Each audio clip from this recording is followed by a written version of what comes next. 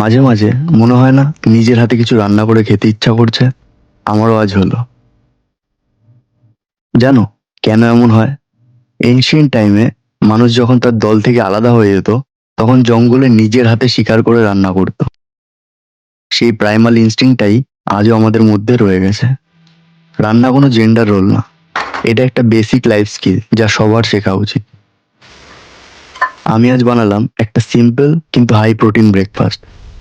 Tomato, পেঁয়াজ, লঙ্কা কুচি করে, আদা রসুন পেস্ট করে অল্প তেলে হলুদ আর লবণ দিয়ে ভেজে নিলাম।